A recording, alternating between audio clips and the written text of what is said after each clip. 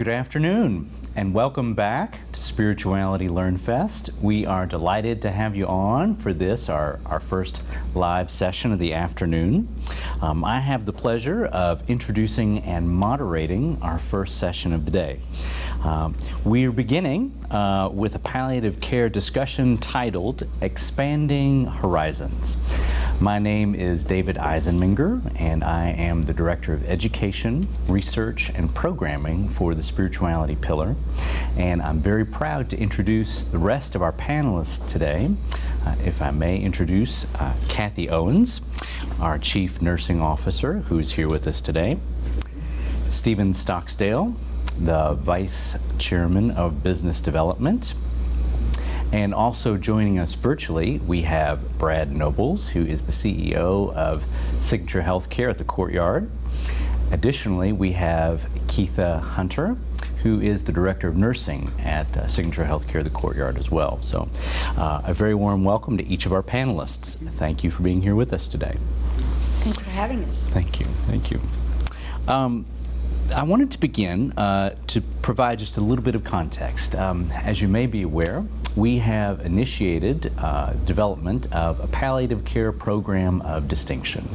And our goal here is to develop a service line of palliative care that will be at the program of distinction level throughout the organization. We want to raise the standard, so to speak, in terms of how we are delivering palliative care across the company. This really has been a dream for us for several years. For a long time, we've wanted to be able to offer a very strong palliative care line of service. And so today, this panel of experts will give you the opportunity to learn some of what we've been working on and to share with you some of how we envision things to go for the future. So let me begin my first question with Kathy Owens.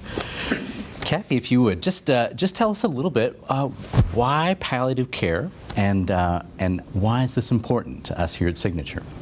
Well, it's a great question, and I want to, first of all, thank you for including me in on this panel. And I think one of my first responses in terms of why palliative care is for a few reasons. First, it's we at Signature really want, to borrow from my friend Stephen here, we at Signature really want our residents to be able to enjoy every aspect of their life throughout their life. And having a mental mode and an emotional mode of palliation allows us the opportunity to be able to support our residents in that way, which I think is like such a fabulous opportunity. We're already providing palliative care in some form or fashion every day in our facilities, and we actually do recognize that, and in many cases do a phenomenal job with that. Some of our partners, such as the Brad and Ketha from Courtyard, they have actually been pursuing this dream and are teaching us even more about how to raise the bar around palliation. So I first want to recognize that this isn't something new. This is already happening, but we at Signature want to recognize that a large portion of our population actually need us to be highly skilled in this area. It's absolutely critical for us to understand how to help people become comfortable, help people be able to reconcile within themselves any concerns they may have, spiritually or personally, that will allow them that opportunity to enjoy life through their very last days. And I can't think of anything that's a stronger dream of mine, and I'm so excited to be a part of Signature, for it to be such an important emphasis at Signature. So why is this important to Signature? First of all, I think Signature is the ideal location to be able to bring this to the forefront, and in large part because we have such a strong spirituality pillar. Clinically, palliation is all about symptom management and, like pain, nausea, vomiting, constipation, diarrhea, some of the things that go with long-term chronic disease or terminal illness, or the treatment of such things. That's typically what you will find in terms of the clinical skill sets. But usually the discussion always blends into a discussion around the spiritual element and the spiritual experience that people have, not just the resident and the family, but also the caregivers who are caring for those residents and family members. So I cannot think of a better organization to put this in the forefront. So for the reason that we have a large population who we really feel like will benefit from this emphasis, we also have the tools and the support of an organization to be able to take this and broaden it out from just a clinical focus to a real spiritual and emotional focus. Indeed, indeed, indeed. Well, this program really, since its inception, has been a strong marriage between clinical and spirituality, bringing our best strengths in both of those disciplines, in both of those areas, to the forefront. And so this, as the program develops, just an opportunity to see a further full expression of that. So, great. Yeah. Great. Very exciting. Yeah. Good. Well, as we begin to think about palliative care and what that means to bring it to our organization, one thing that we may want to clarify really kind of early on is kind of the distinction between palliative care and hospice. And so, Stephen, I wonder if you could speak to that for just a minute for us. Certainly, Dave. Good afternoon, everyone. Let's talk a little bit about the difference between what hospice is and what palliative care is. Hospice is an idea. It's not a place. Hospice care can happen in many different venues. Hospice care is supportive, and it's usually given in the final phases of a terminal illness. Its goal is to provide comfort, freedom from pain, and unfortunately, a lot of us will have the experience when we have a loved one has an incurable illness, treatment doesn't work any longer. We can still provide comfort. Even if we may not be able to prolong their life, we can still provide comfort. On the other side, palliative care is a medical specialty.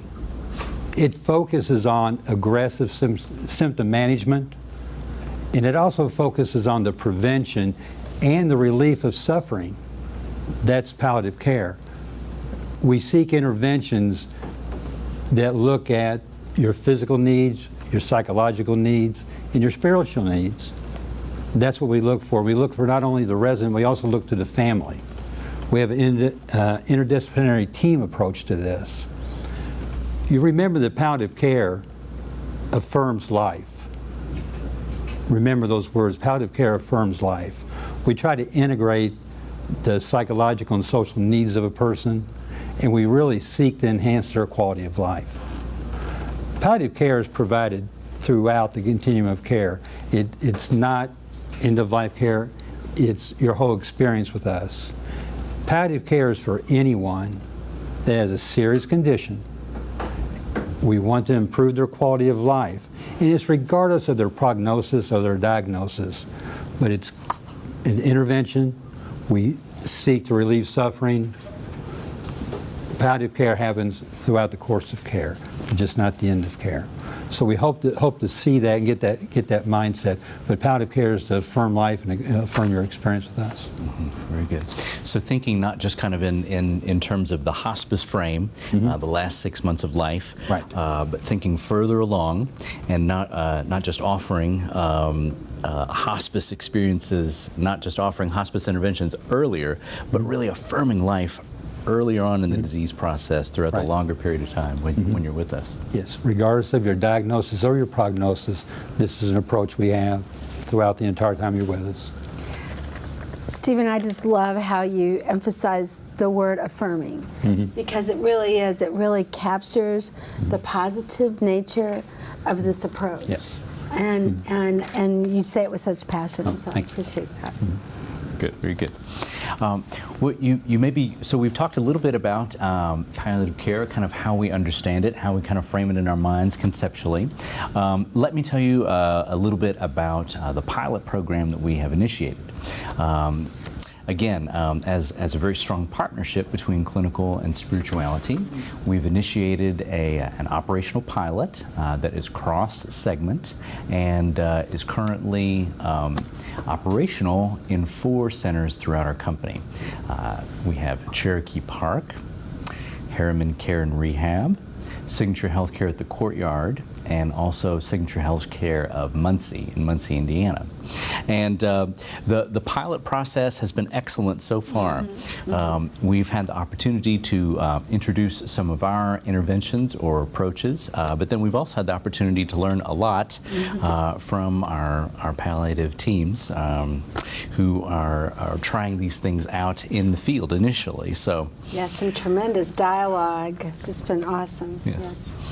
So right now, with our teams, we have currently 3 groups that are working on strengthening our pilot in the areas specifically of the training that we offer, as well as the assessments that we are using in order to establish our admission criteria, track progress through the program, and these assessments will become really the basis of our outcome measures that we use as we are looking at the program in the next phase.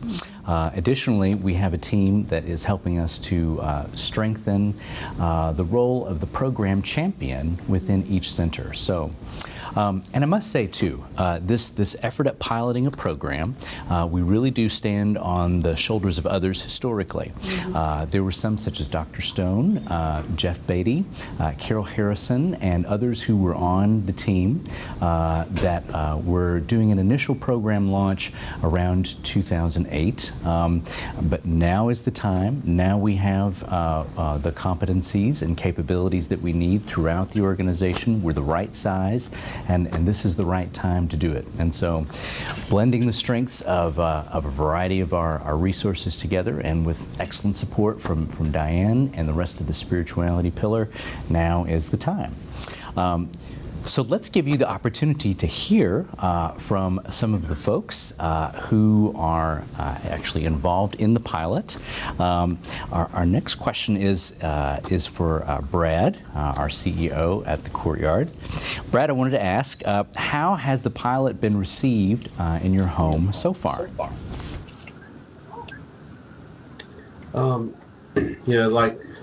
Stated earlier, we've kind of had a palliative care program here, but, with the enhancement and everything that we've been talking about with this new program and us being in the pilot, our staff are really receptive to the program and everything that is involved with it.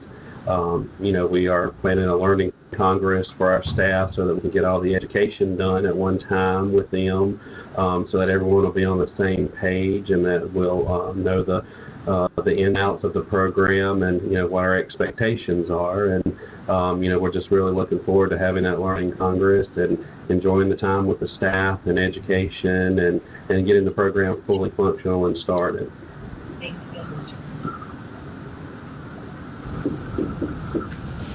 Very good, very good, very good.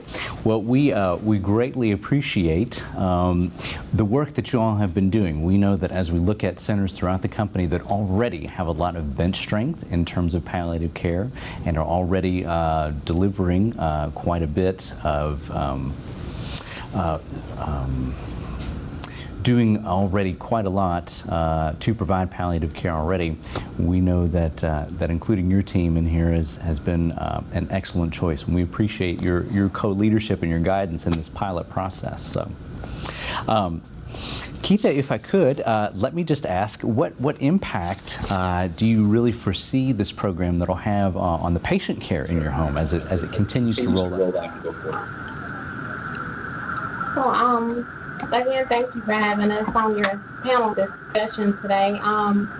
I foresee it having a positive impact on patient care within our facility.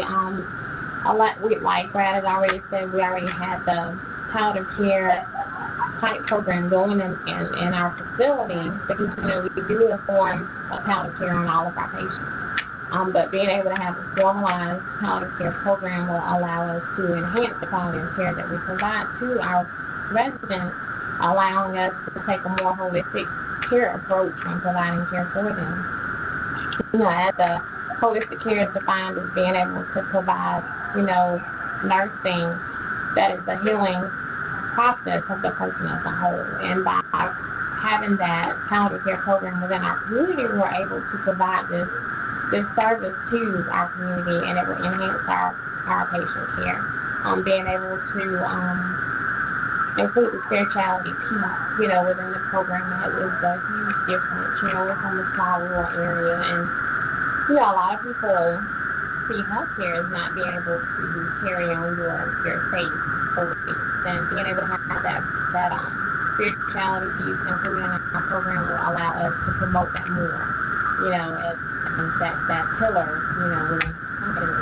So I feel like it will allow us to be able to provide better continuity of care, better quality of care, by being able to focus more on the patient and their individual, status versus focusing on the diagnosis itself, but being able to care for them better as a whole. Very good. So from your comments there, I see the strong emphasis that you place on being able to continue to emphasize healing. And healing can be different from cure, can't it? There can be a real, some qualitative difference there. But from the standpoint of being able to offer healing that happens within a holistic context, and that having a community impact is very significant, I believe. Mm-hmm. Any follow-up for Ketha?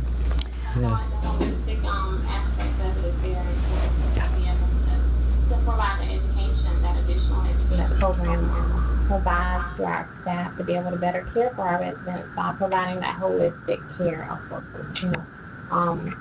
I've been doing this for a while, and it kind of takes you back to where you're caring for the patient and not just the diagnosis. You're able to see them as a whole, and in general, that will always provide, better quality of care for our elders and within, our community.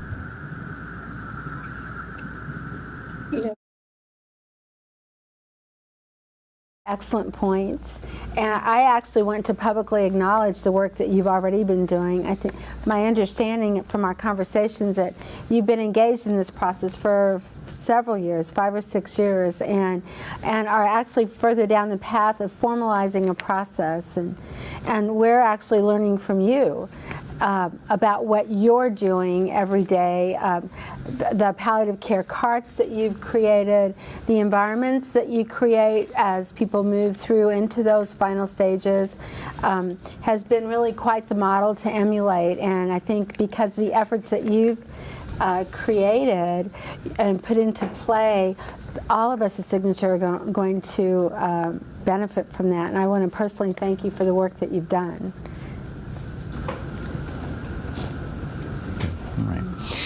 Well, Kathy, we have framed this up really as a clinical program of distinction, mm-hmm. and so what are some of the aspects that we're bringing to the program design that really do kind of fulfill that program of distinction moniker, so to speak? Well, that's an excellent point, because as we talked about earlier, we provide palliative care, and you don't necessarily need a program of distinction to be able to provide palliative care. But what we wanted to do was to frame it up and provide some kind of structure around it so that we could make sure that we are providing a certain standard of practice around palliation. What makes a program of distinction different than a service that we provide on a routine basis is we've actually, David and then Myrna in the past as well, have really worked hard to look at what the evidence-based assessment instruments are that are available out in the scientific community, and what makes this program distinguished, I believe, is that we're going to be looking at evidence-based assessments as well as interventions. We pulled in our Serenity partners to be able to integrate the concepts around caring for the cognitively impaired at this time of life. So many of our residents who actually will benefit from an enhanced palliation or palliative care program of distinction actually have cognitive impairments. Plus, as people move through different phases of their of illness, they have the illness can have a cognitive impact. So we really felt like we wanted to integrate some of the great things that Serenity has done into this model, so that will help arm our stakeholders to be able to better work with these individuals and find out what gives them a sense of personal success and enjoyment. So the evidence-based assessment, bringing in Serenity, I think is going to be very important. The other pieces that we're doing is the education component.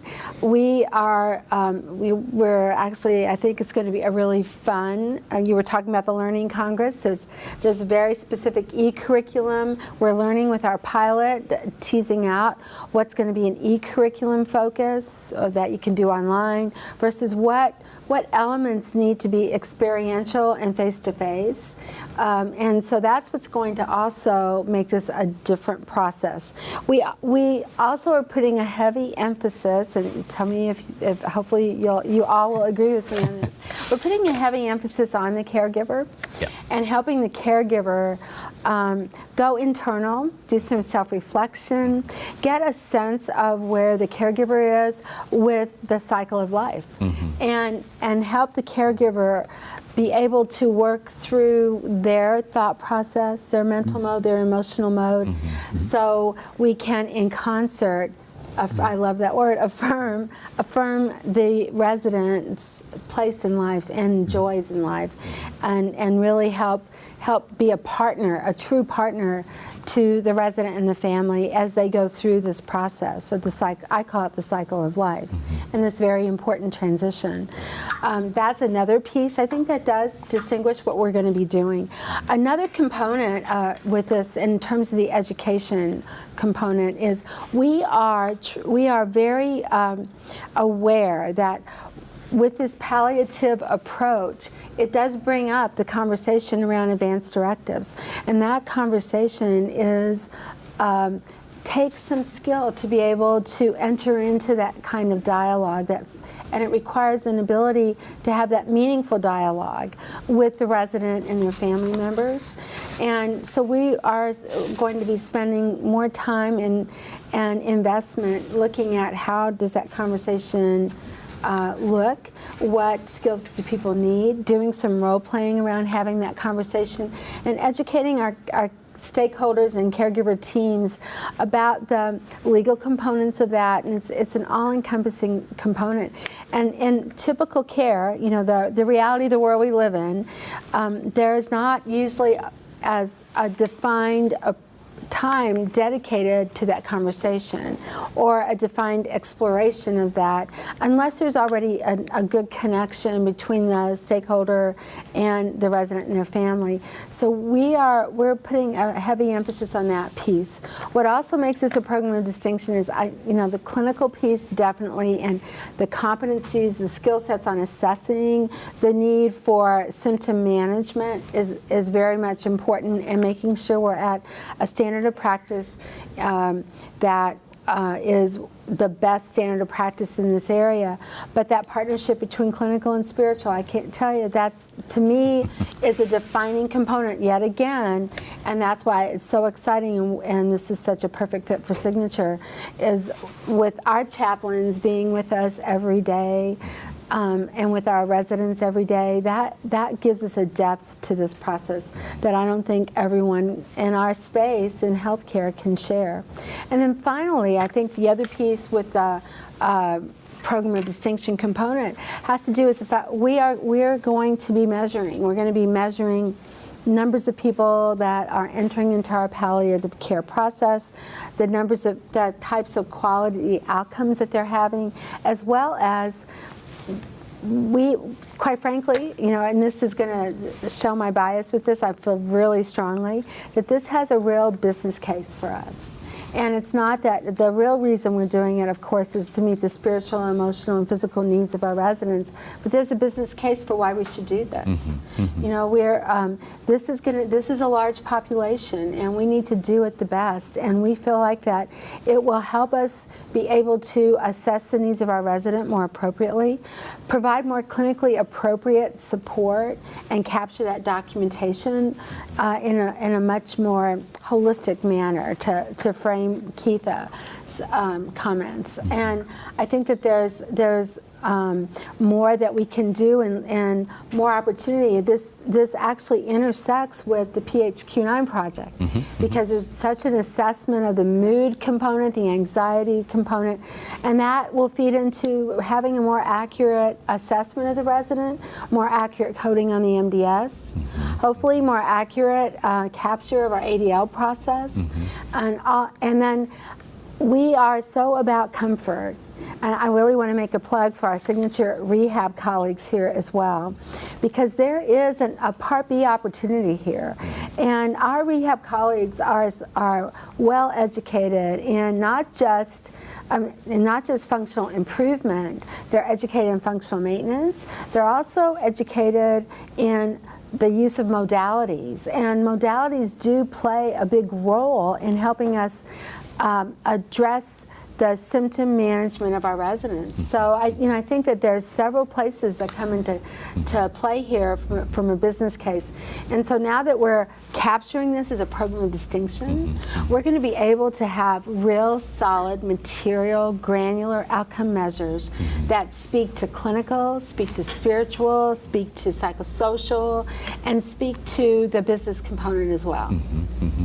And I think we can add to that too. You know, if we look at the future of post-acute admissions, palliative care will be one of those primary populations. You know, of the three reasons for admission, palliative care really will be in that top three. One of the things that, as we're looking at the projections for how admission patterns will be changing in the near future, people, when they come to post-acute, will be looking for palliative care. That'll be very high on their list.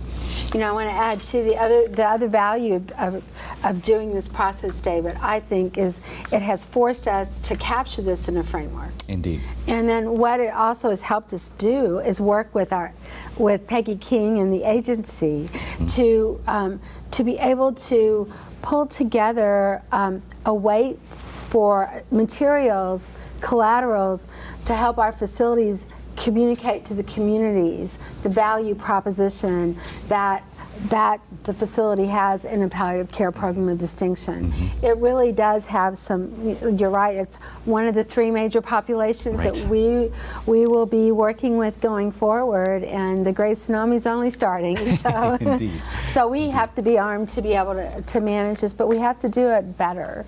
And we also recognize that we're doing it okay, but we just have to do it better, and we have to do it with the sincerity and genuineness that is going to be so important and so much a connection with our residents and families.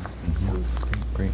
Well, we're seeing just a lot of opportunity for the program, just, you know, from the clinical side, from the business development side. Stephen, I wonder if you could speak to that in a little more detail.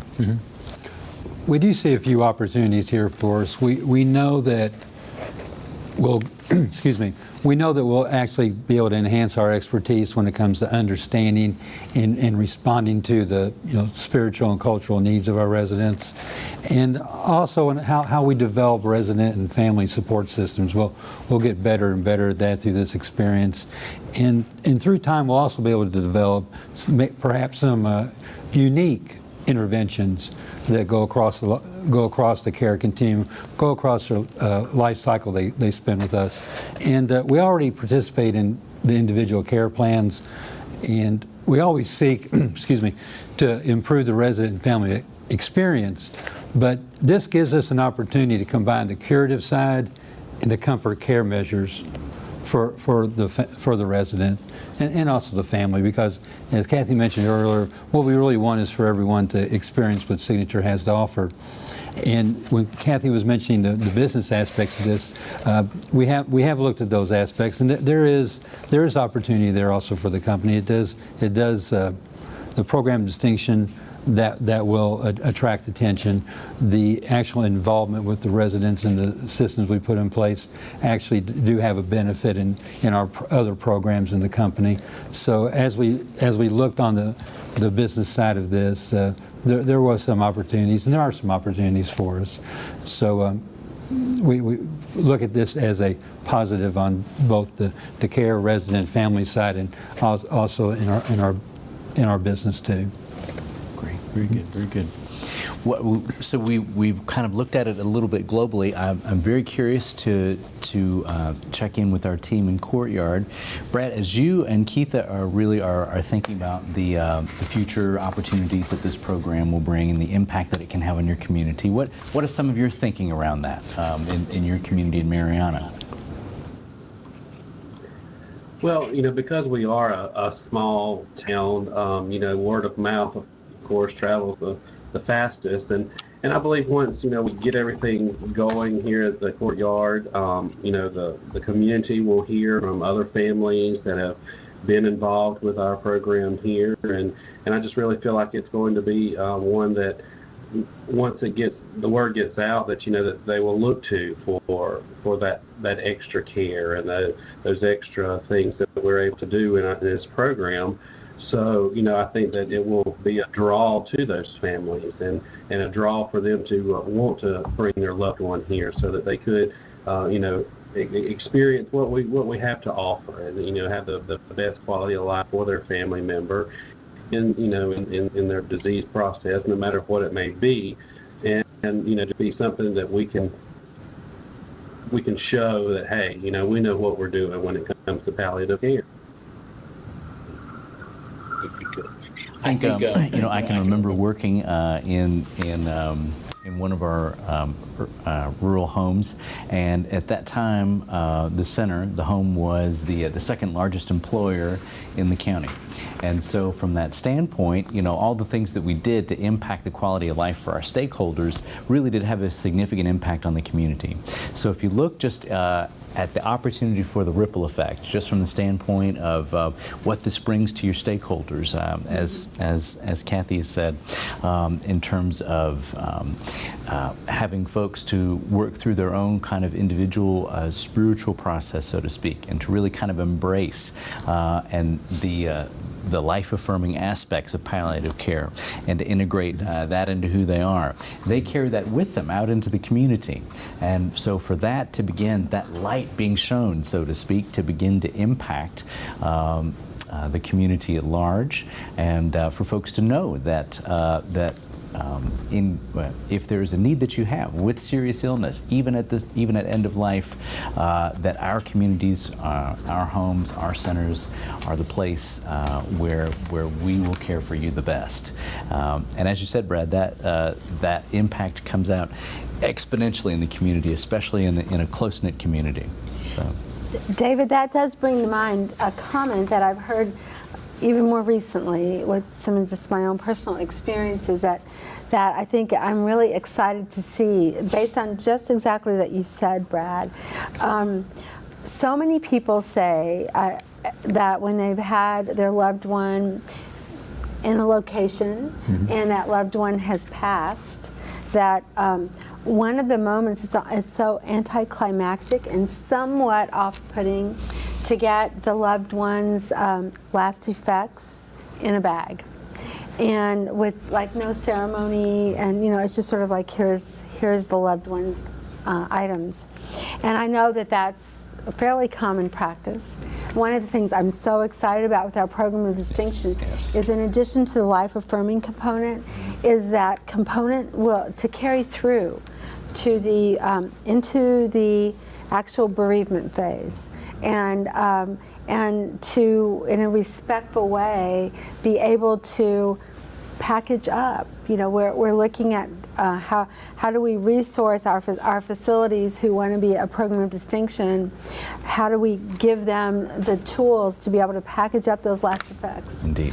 Personal effects, because that is a message, and it leaves a different feeling depending on how that is managed at the facility with the caregivers and the family members who then take that message out to the community. We're also looking, what's going to make us different, I forgot to mention this, is that we are going to be supporting our own caregivers in their bereavement process and working with our residents as they move through this transition, this very, very significant spiritual transition. They will have an opportunity to work through their own feelings around that and have their own rituals around this that are so important. And that actually not doing that well enough, I think, contributes to burnout in our caregivers. I agree. And it contributes to a decline in sensitivity because people begin to shield themselves to the experience and the connection. So we're hoping through this palliative program of distinction, we will engender that level of empathy and sensitivity and allow our caregivers the opportunity to celebrate and affirm the lives of the residents as they pass. Yeah, indeed. It's so important. Yeah. You know, through as we look at the three pillars and the influence that brings in, really one of the underlying messages is bring your whole self, bring all of who you are to your care. We see that clearly in the spirituality pillar. With the learning pillar, we don't want to hold, we want to say we don't want you held back at all. We want you to achieve your personal best, whatever you can. With our innovation pillar, if you have a good idea, we want to know about it. And so from that standpoint, maybe kind of taking what is somewhat of the old school approach, so to speak, saying that as a resident passes, we must maintain our professional fortitude, but then to say, yes, of course, be professional, but we're going to make it okay for you to be your whole self, even in those moments as well. So yeah, it's very important. Indeed. Very important. Great. Very good. Wanted to take the opportunity to highlight maybe a couple of features of the program that we haven't had the opportunity to emphasize. Many of these that we have touched on already, but one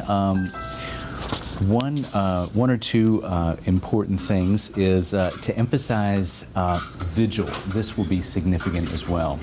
And so what our emphasis here is that when we have situations of residents or patients who are at end of life, being very intentional to say that no one passes alone, no one transitions alone, that we are there providing for the family or for our stakeholders, making sure that there's someone at vigil at the bedside with someone continuously. Excellent point. Indeed. We also want to continue to drive the patient-centered aspect of what we're doing by making sure that we include Simply Me as part of our standard interventions as well. Simply Me comes from our partners in Serenity, and what this is a tool that provides us the opportunity to, in a very snapshot way, have a good shorthand understanding of the things that are most important to a resident, so that as care is being delivered, just by glancing at a beautiful framed item over the bed, they know some of the most critical things that they need to know about that patient in order to treat them in the midst of serious illness. So. Also supports the interventions with the cognitively impaired, so in personalizing care. So indeed, absolutely, that Simply Me is awesome. Good. Very good. Well, Ketha, I wonder, are there additional from the clinical standpoint, what impact do you see having this on your clinical team, on your clinical care overall? I know that we've kind of talked about things from kind of the community perspective, but for your team, what impacts do you see? I feel like the program will have, huge impact, positive impact on long-term care, within our facility. As Kathy had said earlier, just basically going back to the basics, and you're able to provide this care for your elders that you've had for a long time. One of the things with having hospice come into your facility is that they provide these services, but we're able to provide the same service by providing the palliative care program, and we're able to continue that continuity of care by having our own chaplain, as hospice brings in their chaplain, their support worker, and the residents are more familiar with our people in-house than they are with the outside entity. Not that I have anything against hospice, and it's always the resident's choice, but I think that it's a positive to be able to provide that service to our residents that we've taken care of all this time. And unlike hospice, we're able to provide life prolonging interventions that the resident may want, instead of with hospice not being able to provide that type of service. I feel like in addition, the palliative care program has the new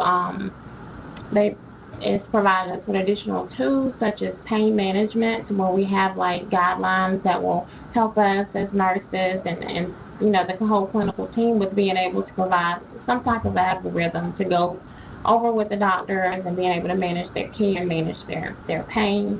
I feel like it'll help tremendously with QMs and being able to put a better focus on certain areas in relation to providing care to our residents.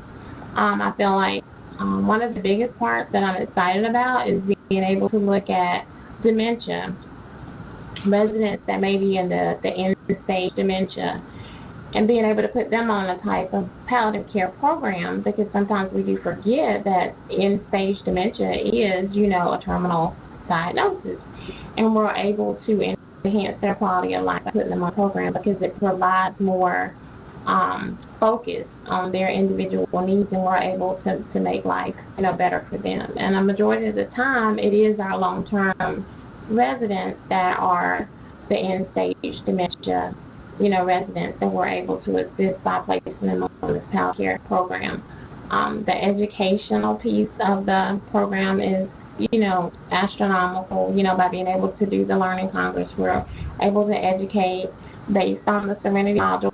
As Kathy had said earlier, we're not a Serenity building, so we didn't have access to a lot of the dementia training that the Serenity buildings have. But being able to provide the Serenity piece by having the palliative care program is huge. Being able to educate our staff members on how to better care for our elders with dementia. The palliative care program has provided us with that opportunity to have that education available to them. So from a clinical aspect, in relation to the long-term effect and the long-term care, I feel like the palliative care program is going to, be a huge addition to what we've already been doing, and it will have a huge impact on our community and being able to provide this service. It's a service that other facilities in our area do not offer.